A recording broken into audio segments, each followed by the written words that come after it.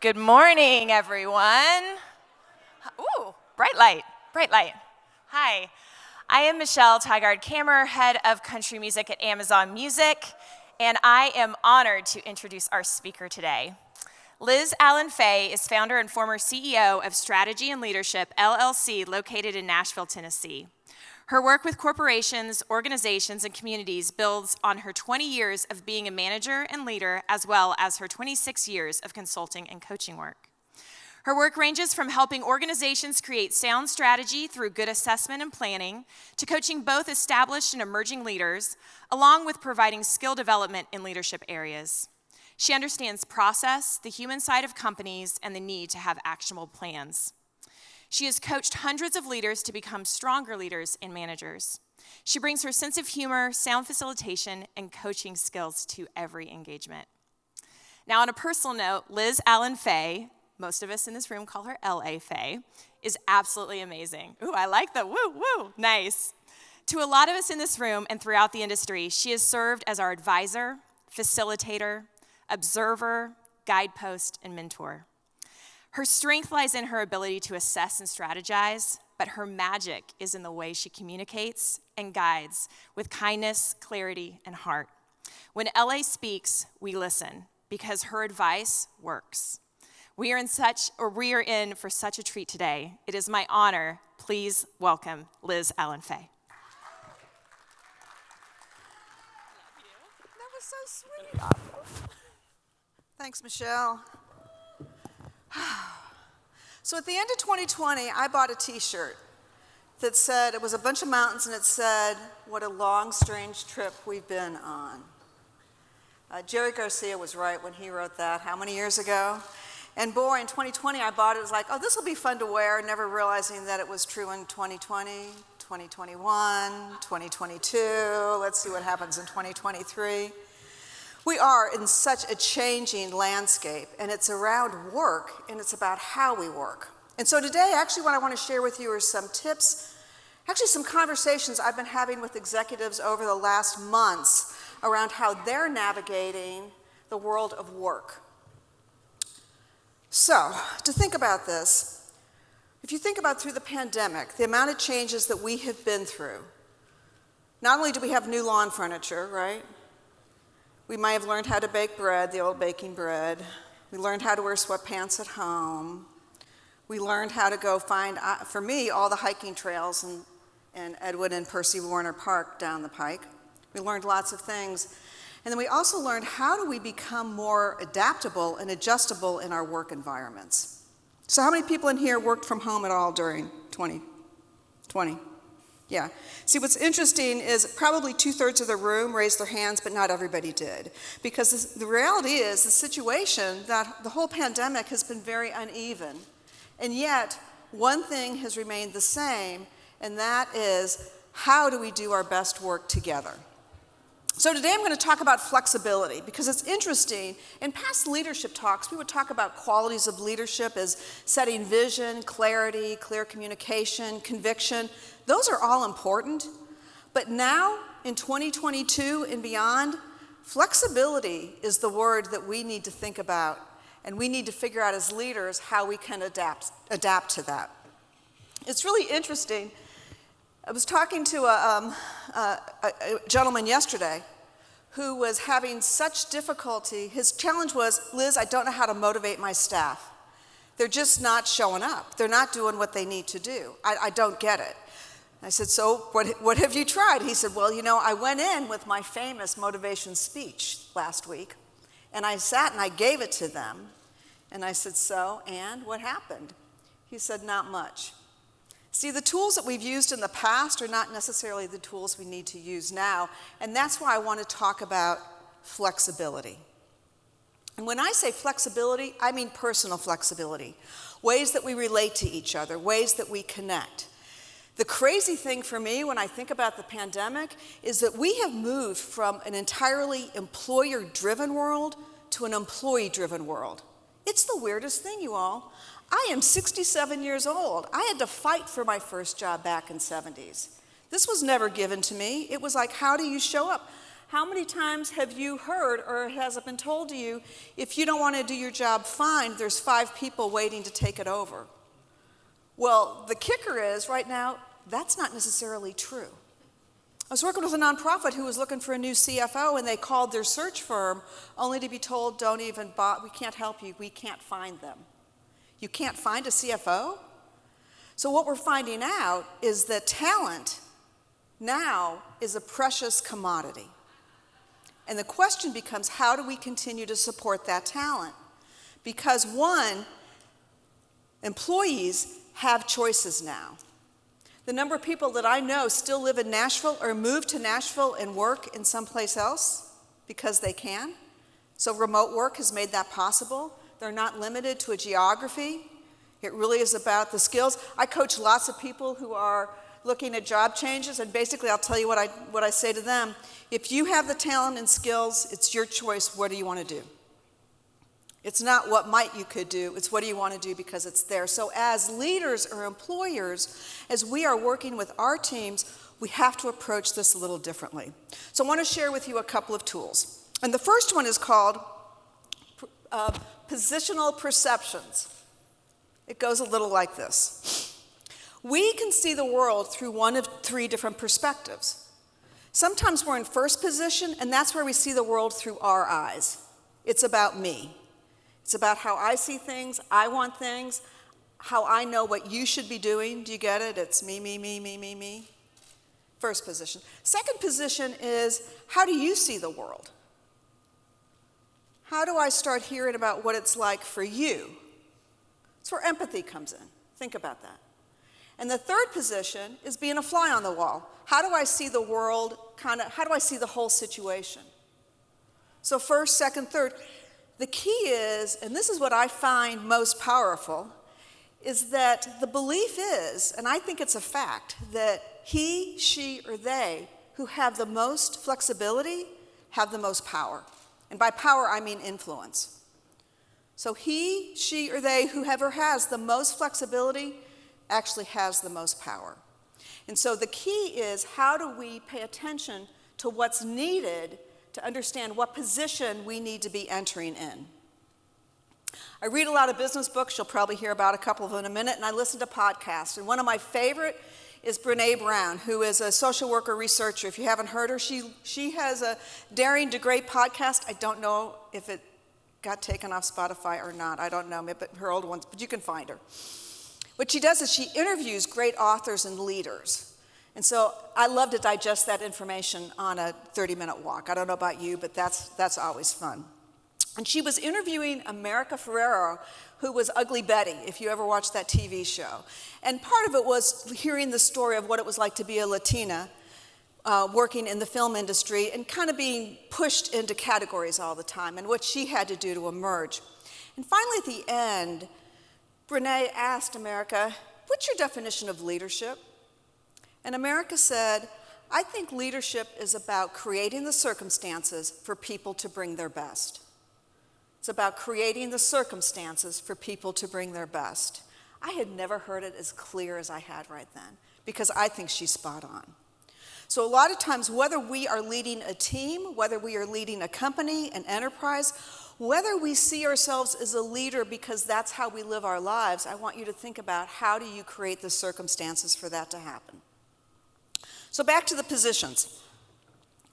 I have been working with a gentleman for many years as a coach. He's a serial entrepreneur, and he had gotten into his new venture. And here's what he knows about himself, and he knew it well, is that he is great at creating things, he's not great at operating things. And actually, you'll find that a lot with entrepreneurs, right? They're great at coming up with the ideas, but putting into play is not their strong suit. And so he had a new idea. He attracted a lot of investment. He put together what he thought was going to be a good operational team, and you know what happens to the best laid plans. It didn't quite work how he thought.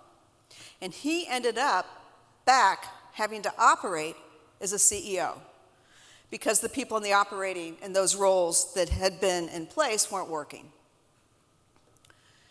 So about 6 months into this new role, and he complained the whole way.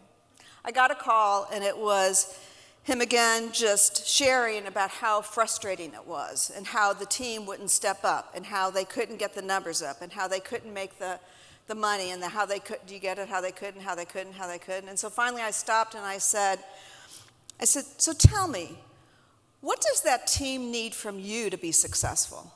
He said, well, they need to show up and they need to start making money and they need to, and I said, stop. I didn't ask what you need. What do they need?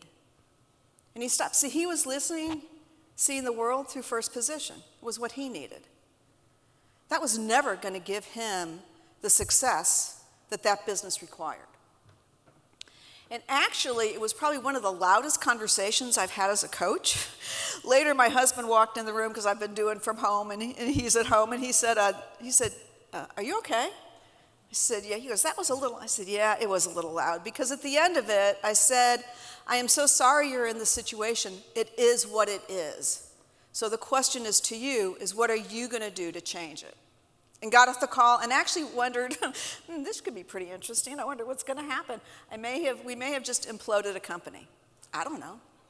About a week later, I got a call back from him. And he said, hey, I heard you. And you know I was not the only person giving him this message. We get these messages from lots of people. And he said, I get it. Can you come in? Actually, I'd like to do a team retreat. And we did it. And he apologized. And things came back on track. But I will tell you, to some degree, the damage had been done. So what I want you to think about, just like America said, is what does the situation require of me? What do the people around me need? You know that guy, the leader I talked about earlier, who said that he couldn't motivate his people?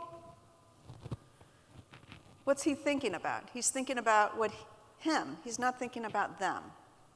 What happens a lot of times, flexibility gets confused with accommodating or acquiescing. That's not at all what I'm talking about.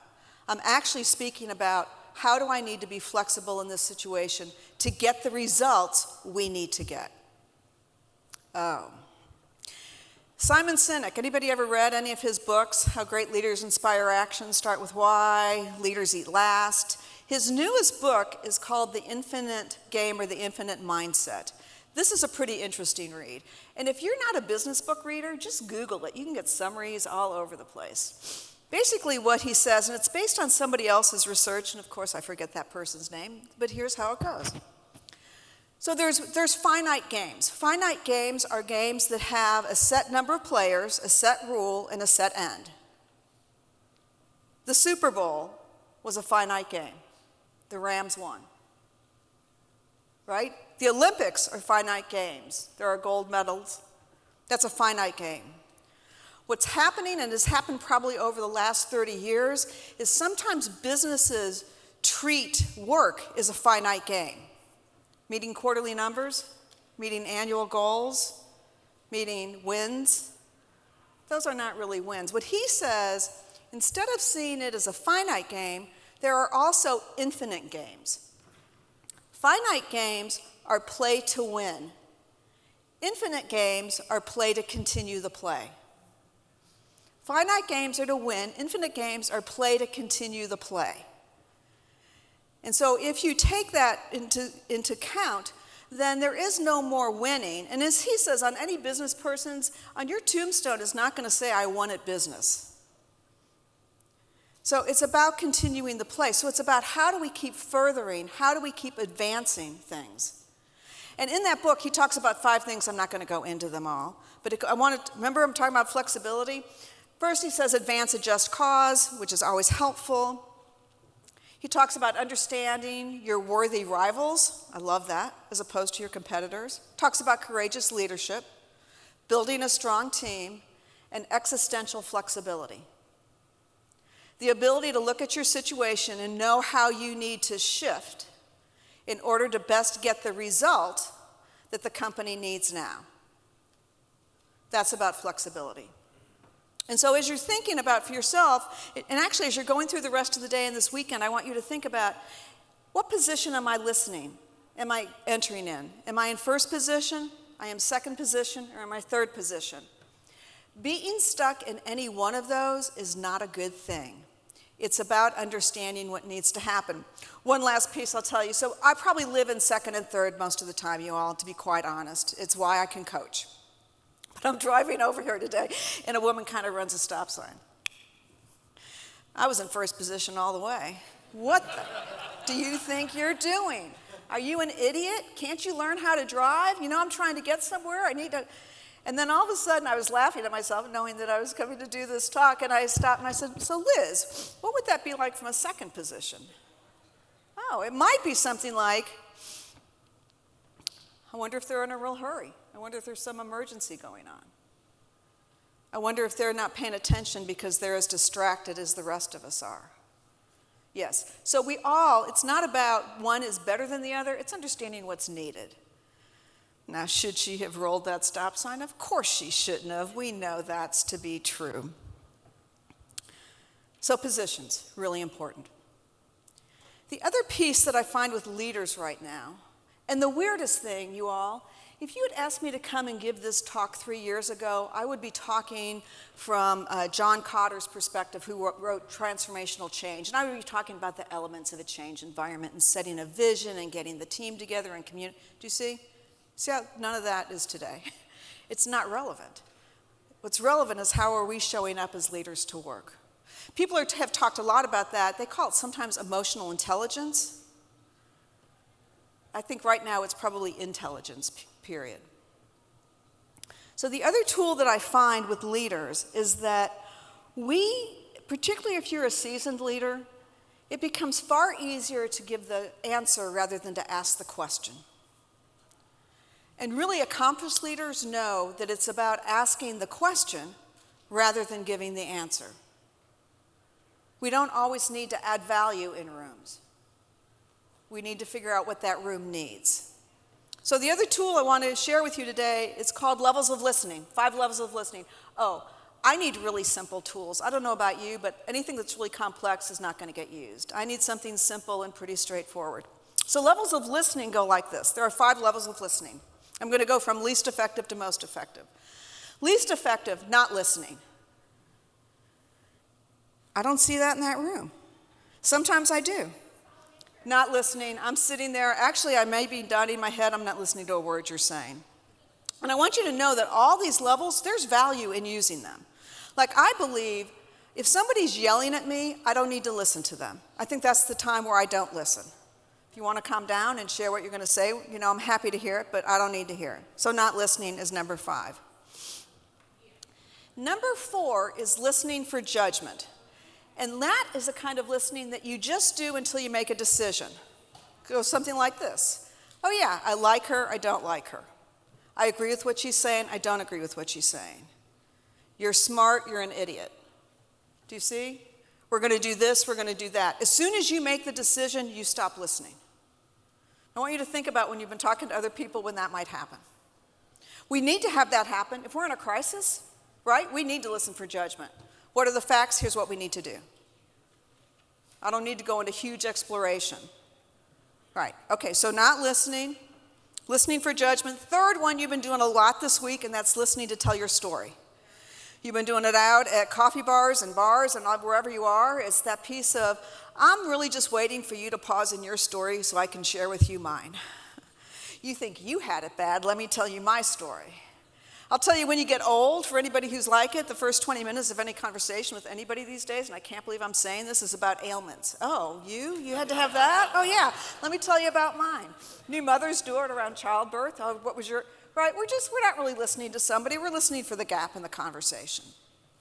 Actually, I'll tell you, oftentimes, for me in a coaching setting, I always have to ask myself, is the story I'm going to tell for me or for them? If it's for me, I need to not share it. But yeah, if we're sitting at whatever table you want, gathering, sure, swapping stories is a great way. It's a great way of connecting. So, not listening, listening for judgment, listening to tell my story. Number 4, listening for application. That's how I hope you're listening right now. Listening for application. How is what's being said apply to me? How does that apply? And 5, which is really critical, is listening for understanding. And I call that open hand listening. Before I move to another level, I just want to hear where you're at. And the fact is, we jump to other levels so quickly, and if we could stay in listening for understanding for 90 seconds, we would get a lot of information. to better move, because we know a lot of what's happening is around miscommunication or misunderstanding or assumptions. And that's why the need for flexibility is so key right now. So we got to figure out what that situation means. I will share with you as I'm winding up. I love that there's a clock right here, you guys. I was given an award at a cable women's networking organization for spirit of leadership, and they wanted me to give something around my leadership perspective, which is not really easy to do. And so I came up with this, which is really true. I think as leaders, we need to know when we need to step in, because a situation is requiring us there. We need to know when to step up into the position. When somebody asks us, we need to be willing to step into that position. And we need to know when to step out. That is all based on understanding what the situation is. And that level of flexibility throughout all those things I just described not only helps you as a leader, but it also helps your team and helps your company succeed. Thanks for listening.